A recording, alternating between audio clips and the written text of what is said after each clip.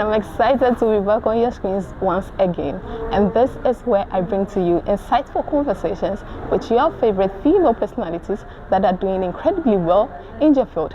If this is your first time tuning in, this is the She Circle, and I am your screen goddess, Miss Shida. Let's go for a quick commercial break. When we return, I won't be introducing my guest to you. Please do stay.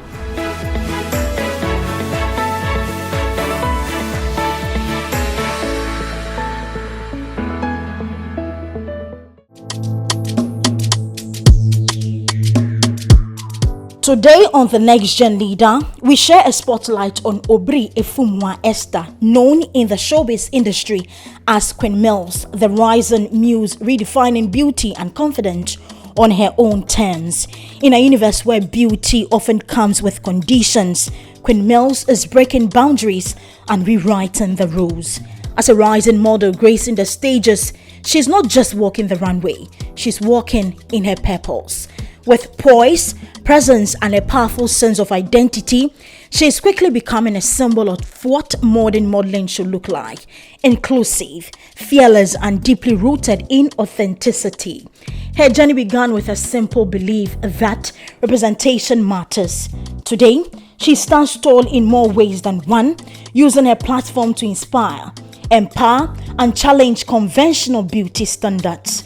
What makes the talented model shine isn't just her striking look or graceful walk, it's her message. She represents the everyday woman, bold, multifaceted, and unstoppable. Whether she's in front of the camera or walking a major runway, she exudes a confidence that speaks directly to women everywhere, reminding them that beauty is not a mode to fit into, but a force to own. The 23-year-old brings more than fashion. She brings a movement. Her presence celebrates diversity, resilience, and the power of stepping fully into one's truth. She is a voice for self-worth, self-expression, and the freedom to be unapologetically yourself. With every step she takes, Obri Efumwa Esther carries the dreams of women who were once told they weren't enough and proves that they always were. She's not just a model, she's a movement.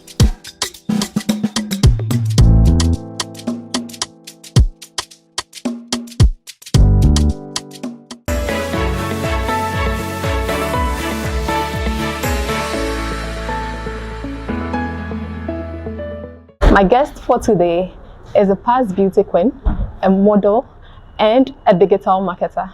She's a jack of all trade, and master of all. Ladies and gentlemen, my guest for today is Khaissah Hinton. I'm actually glad you could make it there, and thank you very much for taking time off your busy schedule to do this with us. Definitely. Let's start with growing up. How was it like growing up as a young girl, the little Khaissah running about in a family? How was it like? I'd say partly fun, partly just a bit dicey, but it was fun. It's fun. I remember I was very chubby, like very chubby. Really? Yes, I lost my baby weight. I thought JHS 3. That's when I literally lost all the weight. What happened? I don't know. It just happened. I was very, very chubby, so my friends were always laughing at me, calling me Obolo and all those things. So yeah, but it was nice. I grew up with my dad and my stepmom, and I have 4 brothers, so it's more of on a lovely home. Just everybody's in their corner. That's the thing about my family. We are mostly in our corner. We only once in a while come together and you watch me start being and stuff. But aside that, it's just being in a space when we want to play and stuff. Come out, go back in your room. So it was just that type of But I found out that I know you went to Ghana Telecom now. Yes. What inspired you to go into the beauty industry and entertainment as a whole? So it's a funny story. I literally did science and STS. I never Science. Wow. I never stick to anything. I like exploring. Every opportunity I get, I take the best of it. So I did science in SHS, and then I wanted to go into medicine and stuff. And I had a good grade. I had the grades to do that. But sadly, I had a black scale during one of our intercall. So he's like, oh no, I can't be a doctor because when I see blood, I panic. Yeah. So they had to switch. And I was like, what's next? What am I good at? Mathematics. So I'm like, okay, sure, then business. So I did business in GTAC. But during my course, I don't know. I'm good at what I studied, but I also like doing everything. So I'm that type of person, like always playing around, learning little things. And I was asked to join a Reach GTU. So that was the first pageant I ever joined. And I was like, I'm a Muslim. I'm wearing you. I don't think it's possible. And they were like, no, it could be the first of its kind. So that was what I would come to me at the time. That, oh no, you can actually try and do that. And I was like, okay, interesting. So I spoke to my dad about it to know how far I came. But my dad always has supported everything I want to do. So it was like, if only you are sticking to your beliefs and everything, they're not going to force you to do anything you don't want to do. Great. So I went for that, and I was at level 100, and not level 100 that's ever made that type of impression on people like I did. So after that, I'm like, this could be something. Yeah. And that's what led into the whole modeling, the Malaika and all that. So there's a funny story to this actually. I actually also went to Ghana Telecom. And one of my friends is actually your course mate in she's called Ria Abdul. Oh. She's popped in the middle, went to pursue nursing. I don't know if you still remember her. I remember her. She was fair. Yes, I was talking about this show, and she was like, do racer. I'm like, oh. So when I was coming here, I actually called her and I told her that I'll be interviewing you today. She wanted to come, but because of some things, she just couldn't be here. I remember her. Okay, but let me take you back. You beginning modeling, from a Muslim background. I know that perception. I know that look you get from your family when you say you want to go into beauty pageants. But how were you able to convince them? That's the thing. My family is a very liberal family. I didn't grow up in the typical Muslim home where it's like you have to. No. Funny enough, I didn't grow up even in a home where everybody is covered. I'm the only covered one from my family. Wow. So it's like, do what you want. My family is, I won't say mixed, but we have Christians in my family. So it's like, do what you really want and we'll support you. My dad, my mom, they are all Muslims. So when the time came that I wanted to do something like modeling, I wanted to do anything like, all was just having me to have a conversation with my dad. I remember in SHS, I once, this story, I literally went to school one time and then I was called into the headmistress office because I was a day student by then and they don't allow people to wear veils, but I was always wearing my veils. And they called me to the office that I'm being fined for wearing the veil. And it became an issue with Western Region JIMSA. And literally we were about to take it to court and later they were like, no, they are just making us pay those fees for some unnecessary reasons. So after that I was like, oh, I'm making my dad spend too much money. So I didn't, that day, every day my dad dropped me at school. So I didn't take my veil, like I didn't wear it in the car. I entered the car and my dad was like, where's your veils? He's never asked me about it. We never spoke about me starting to wear the veil. We never spoke about why you wearing a veil, nothing. He was like, where is your veil? I'm like, it's in my bag, wear it. In my mind, I'm like, oh, okay. Oh, sure, because my family, nobody wears the veil. So it's never a conversation that was had. But after me saying that, I realized that he actually enjoys me wearing the veil. So when the time came for me to go and tell him that I'm out to do modeling and everything, I was worried that he would have an issue. But he was like, are you going to be showing your body? I'm like, no. Okay, then sure. That was things. And my family always called me like the niece of the family. So very easy, I guess. It's very easy. They just accepted it, and that was it. It was really easy for me. So how has life been after the pageantry? I know you work with Links Entertainment now, right? Okay. So how has it been? Life after pageantry. It's really normal. I'm a hustler. Like I always find the next thing. I always try to just be on the move because in as much as I have a family that is supportive and everything, I've always been that lady who always, if I want to get something, I want to do it myself. So it's like, I'm always on the grind. How I joined Links was just through modeling. I joined as a model, as I'm signed under Links as a model. So I joined as a model and everything. But they also saw potential in me and they hired me as a social media manager. And I did that for 3 years and it's been going great. So it's just that's just how I dine lane. And I've just been sticking to that. But any challenges so far? With work, Yes. With regards to what you do? well, there are challenges everywhere. It's more of, it's a creative space. So every time you have to always come up with new ideas, new stuff. And also having a team that understands what you Definitely. want, what your vision. So with work, I'd say my only challenge is just being able to put new ideas out there, or being able to get great content. But whichever brand I'm managing the social media page for, I'm representing the brand. So I have to understand the brand and I have to be able to push it out there in the way that still aligns with what the brand wants. So for example, if it's your show or your brand, you would literally tell me, okay, this is where I want to see myself. And me as a social media manager, I have to literally tell you, okay, this is what I think works, what I think doesn't work. But you also have your notion of what you want. So it's now up to me to convince you to accept or agree with what I think is right. So that's, I think, the most difficult part of the job. And also always bringing up new ideas, because social media, it's always quick. Yeah. So basically, I think that's it. But how are you able to navigate through challenges and criticisms, especially negative criticisms that come from people that you can't do this, or you're not supposed to do this because you're a Muslim, or because of this and that? How do you navigate through that? So for criticism, right? When it comes to work, I'm still learning how to take decisions and take it in the good way. So if someone says, I don't like this and this, or maybe if I've shot something, I've edited it, and they're like, you don't like it. In the beginning, it hurts me, but then I also remind myself that I'm working for that person. So it still has to be what the person wants. So now I start trying to understand what the person wants and what the person is coming from.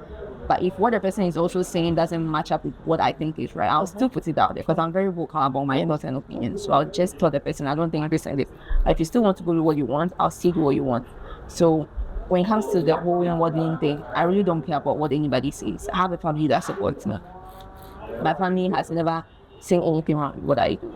My dad even loves how I dress. He enjoys how I dress. Wow. I'm his only daughter, and I'm so proud that my dad loves what I do. A daughter among how many boys? 4. Oh, okay. 4 boys, and I'm the only girl. That's why I'm called Bean's daughter. Oh, okay. So it's just, every time when I go on the internet and maybe somebody says something, I just sit down and I'm like, this is just internet stuff. People come into my DM with horrible stuff. Even with the Pakistan thing that was happening, Palestine thing that was happening. Somebody usually came to my DM and said, what about model do I think I am, posting pictures when people are dying? Really? Should I stop posting pictures Because people are dying? How is that going to help? Literally, how is that going to help? So it's like, I get, if I wear trouser, may Allah forgive you, I get comments like, oh yeah, sometimes you just come into my DM, just a paragraph, and just talking, even with Malaika, that is why you will never win, because she said that this is not a platform for you. Like, I've had so many things. Even if you didn't win, you got far. That's the thing. You were third? Yes, I was second one out. And actually, you were part of the people that actually set the pace for people to actually join in beauty pageants. With the hijab. Yes. So that comment actually doesn't count, to be honest. Those things doesn't move me. Like when they come, me, every time I get comment, I'm that person that will respond. I'm not that person like, ignore. No, if you say something, I'll respond to whatever you say. Even I started posting this type of comments where I was like 2 sides of a coin, that I haven't made a statement that the hijab is something that we have to wear. It's a must, it's mandatory. But I think I saw a video like that. Yeah. But the same Quran also says that in as much as everything in the Quran is mandatory, Allah will not come and hold you for to do something. Definitely. You have to decide to follow. Me saying that they say me, I'm teaching your daughter not to wear hijab. I said, okay. They insulted me. If you go through my comments on TikTok, it's terrible. May Allah forgive you. You are teaching people the wrong way. I'm like, one funny thing they also forget is the same Allah that they preach about also says we shouldn't judge. So then why another video about judgment? It has to tell me. See, sometimes I just read. So I enjoy those things. Like when you say something, you're a scholar. Me, I'm not a scholar, but from my general knowledge, I have my responsibility. If you want to go back and forth, I have time for you. But how do you deal with pressures that come from people of that sort? Have you ever thought of maybe taking the hijab off and fitting into what other people want? So I won't say I've thought about taking the hijab off, but then there was this point where I was like, I'm tired. Look, when a Christian does something, they don't say it's a Christian who did it. They still I'm up with it. But when a Muslim does something, they won't say it's against. They'll say Muslim. Yeah. I am a human being. I am not carrying the whole religion. Yes, I wear the hijab because it's my identity. But I'm not carrying the whole religion. There are lots of people who have come before. Yeah. So when people keep coming at me and saying you are representing us wrongly, you are doing this, and I look at myself and I'm like, I'm doing the best that I can. Because looking at my background, nobody is living carpet. Nobody is doing things that I feel I'm doing now. But we still pray 5 times a day. Yeah. We still are kind to each other. We are still loving. So that is the main basis of Islam: peace, unity. Like, so if you are taking the wearing of the hijab, it's important, yes. But then the main core of it is you have to be good within before you really can try and push all those things. But how would you define beauty beyond physical appearance? So how do I define beauty? It's just your sense of living, who you are as a human being. That's beauty. Yes, when someone is beautiful, the features and everything is nice to see, but who are you as a human being? Like, it works beyond just what I'm saying. I usually like to connect with people intellectually. Like, can I have a conversation? Are you a deep thinker? That's more beautiful to me than just what. Yes, it's nice. Nice people around you, but growing up, is there any figure you would say I looked up to and I want to become like this person, or even more? That's the thing. Okay, so when I started the whole modeling thing, there was this lady that I used to like, oh, I love her. That was Halima Hadden. Oh, the Somalian. Yes. Yeah. I really like this lady. Okay. But then as time went on, I realized that I started, like, when she does something, I'll be judging her. When she does something, I'm judging her, which is really bad. Like, I think there was a point where she came out and she was showing her hair halfway. Oh God, that day, like, my whole world had crashed. But then later, when I started, I realized, like, no, that's the wrong thing for me to do. Then I removed the whole role model thing. I don't have a role model. All I want is just be better than who I was. Like, if it's who I was yesterday, that's all. If every day I wake up and I'm better than who I was yesterday. If you had one thing you would want to change about the entertainment industry, what is that thing? Discrimination. Wow. It's why? It's there. There is discrimination everywhere. Okay. But I treat everybody how I would treat everybody. Yes, if I had a friend, I would treat my friend. But then when I have any chance to do something, it's always equal up. My friend is my friend. My family is my family, but everything should be equal up. But then we are in a space where we prefer favoritism over everything. Maybe I've benefited from it in a way. Maybe I have got a chance because of favoritism. But then I'd rather not, because I believe I put in the work in everything that I do. So I'd rather let my work speak for itself, rather than having favoritism or discrimination happen. Or even me being a Muslim, there are so many opportunities that pass me by because I am a Muslim and I'm vocal about me being a Muslim. But then there's another person who is a Muslim and she doesn't put it out there that she's a Muslim. She'll get opportunities that I can't just because she's just like everybody. So that's something that I would use to portray the listeners. But what advice would you give to a young lady struggling to find self-confidence and self-esteem? I am still struggling. But at least there are people that even don't have the little confidence you have. Yes. So what advice would you give them? I'd just say, just look at you know, or look at your mom, you know. Just look at your mom and you know, because believe me, if I was supposed to listen to every single thing that comes on a daily basis, I don't think I'll even sit here to say anything. Because we're in a space where Muslims are very judgmental. Like, Muslims judge their people so much that if you don't take the, we're even built in a space where, sorry to say, women are being like made to shut up. Yeah. So if you're a lady and you talk, you're being put in a box. They are like, you are not that type of woman. As a Muslim woman, don't talk. As a Muslim woman, don't really do this. So if you are trying to build your confidence, you have to step out of that zone. If you don't step out of that zone, it's going to be difficult for you to, because if you allow, you talk too much, you are this, you are that, so my only advice is step out of your comfort zone. Okay. That's all. Any future projects, any plans for the future? I live each day as it comes. Oh, okay. So yes, we plan ahead. You take it as it goes. I just take it as it goes. Okay. Let's do the fun part of this. Is it this or that questions? Okay. So basically, you choose this or that. Okay. So runway or photo shoot? Runway or photo shoot? I have to choose. Yes. Okay, because of where we are in Ghana, I'd say photo shoot. Okay. Glam makeup or natural look? I love glams. I love glam. So you can't go natural? I can go natural, but I love glam. Okay. Like if I had to choose, I go to places, no makeup whatsoever, but then I love makeup. Okay. It's something that I just enjoy doing. It's therapeutic for me. Sometimes I have nowhere going, but I'll just sit down and just keep makeup. Heels or sneakers? Heels or sneakers? Oh, heels. I knew you were going to say that, by the way, but it's fine. Any day. Classic black dress or vibrant colors? Oh, black. Give me black. All day, every day. Every day. Designer or trips? Oh, trips. Really? I love trips. Actually, you get some good quality products there. Hey, the reason why I love thrift is the fact that you can pick things or just make it look. But then when the outfit is not like that, is how it is. Yeah.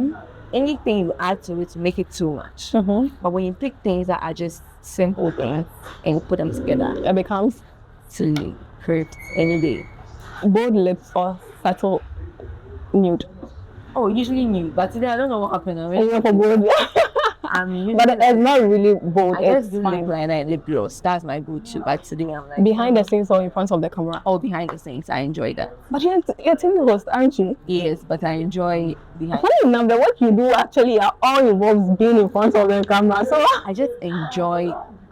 So especially when maybe I'm doing maybe like a content shoot for someone or a brand or a client. But maybe I'm set with like Kiddy, Eugene and stuff. And later I see them posting things that I shot. Yeah, I did that. Okay. It's so nice. Okay. So that is where we wrap up that segment of. There's another segment that is called Facts, stating the truth and nothing but the truth. Okay. That always gets me in trouble. Who is a celebrity crush? Oh, I don't have any. Are you being serious? I don't have. Should I believe you? Oh, I don't have any. Really? Okay. Who is the one ex you regret dating? Oh. What did the person do? Oh, I'd say my first love. It's just, what did he do? What did the person do? The person. So you see, I don't have to, but you see how we Muslims, we are all like going to Makranta and stuff. I really like this guy because he was really Islamically inclined. Like that was like we can be on the phone reciting Quran, like learning and stuff. And I realized that he was saying the same thing with my best friend. Okay, my then best friend. So I was like, oh, now we become sister wives. So I just removed myself from the equation. And then like the other one to say it's simple. So yeah, it was just yeah, that was it for me. Just me knowing this is what is happening. Thank you very much. So yeah, we weren't even together, but it's one of those things. But we are wrapping up. Your final words. I actually want you to speak. I don't know if you can generalize it, but I want you to speak specifically to a Muslim girl in terms of education, in terms of having that perception in their mind that I can't do this, in terms of having negative, how do I put this, negative thoughts in their mind that this is not meant for me, Islamically wise. What would you tell them? This is not meant for me Islamically wise.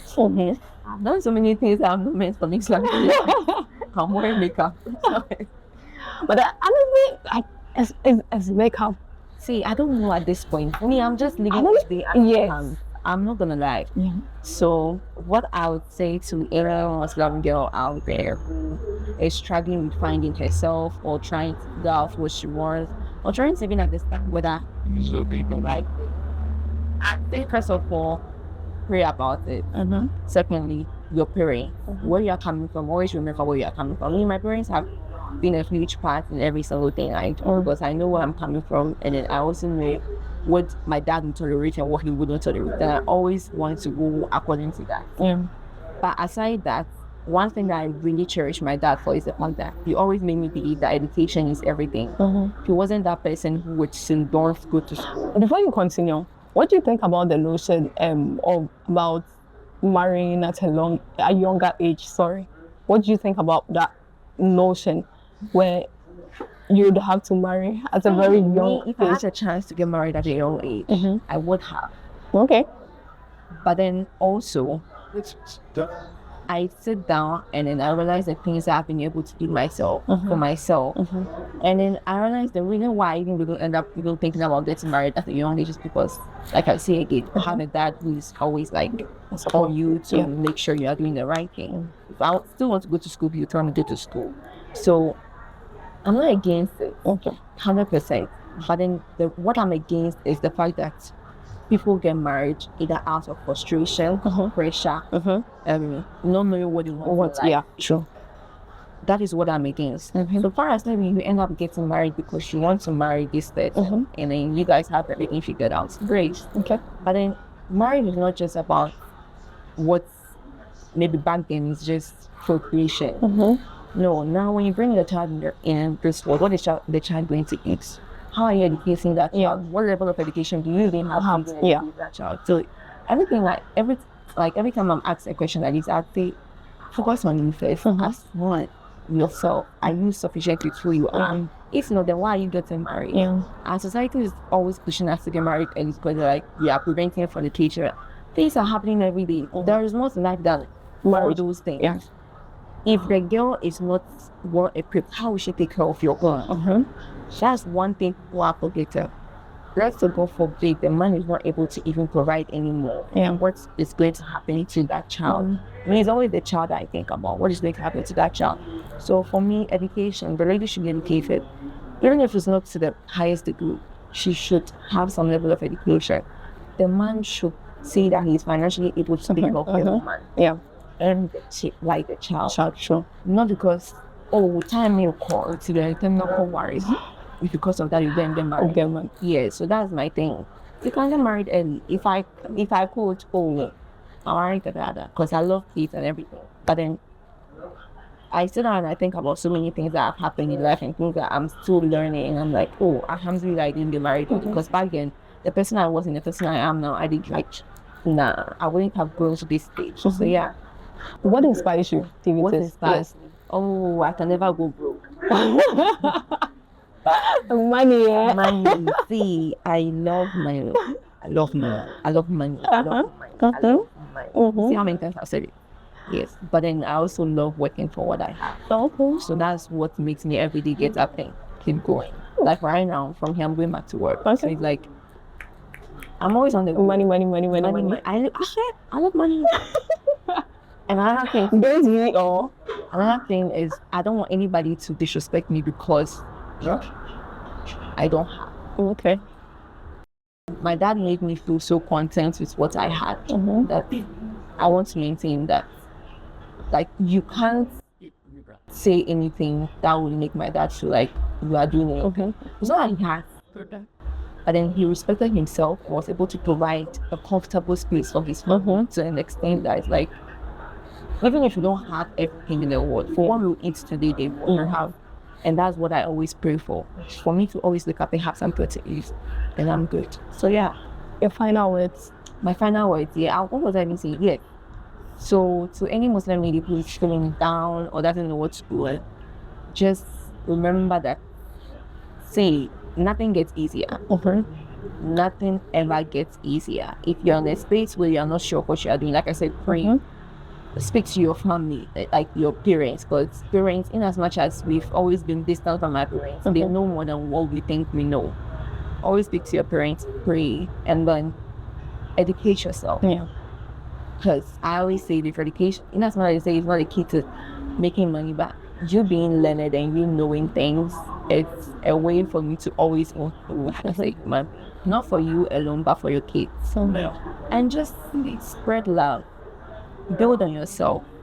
Build on yourself. Your confidence will not come like every day. Yeah. It's not really you wake up and feel like rather. Yeah.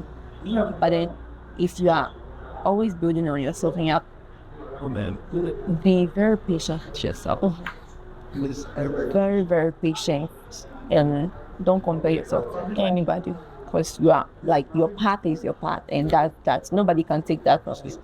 I will never sit here and compare myself to any Muslim lady out there, because me, I didn't even go to Makanta until I was 15. In which parts of the country did you grow up in? Do you get it? I didn't go to Makanta until I was 15. I didn't start understanding Islam till I was 15. Wow. That's when I started understanding what even being a Muslim woman. That's when I started learning. So to me, what people started learning when they were young, me, I'm now learning. During my point. So you never compare yourself to anybody, and I'll never sit to because this person is doing this, because then no, never. That's not you. No. So just be you, but always try and be a better version of you, and remember that every day is a stepping stone. Take it easy as it comes, and you'll be fine. If someone wants to get in contact with you for work, yeah. Oh, just go to my Instagram, Khaissah. Simple. It's all about the money. Money, I respond to every DM. Okay. So yeah, I kind of realized when I sent you a DM. I never leave. I'm that person who never leaves any message on it. Okay. If I see something, I don't ignore anything. Message, like whatsoever. Either being my phone, like WhatsApp, or I don't know how to do that. Like see something and ignore. No. Yeah. So yeah, just reach out to me on Instagram, and I'm available. Okay. Honestly, thank you very much for doing this with me, taking time off your busy schedule, and finding time for me, and doing this with me. Thank you very much. Well, if you just tuned in, I just had a one-on-one conversation with a past beauty queen, Khaissah Hinton. She shared what motivates and inspired her, and most importantly, she shared what unique strategies she used in becoming who she is today. Until same time next week, keep rising, keep shining, and keep empowering. My name is Miss Shida. Bye for now.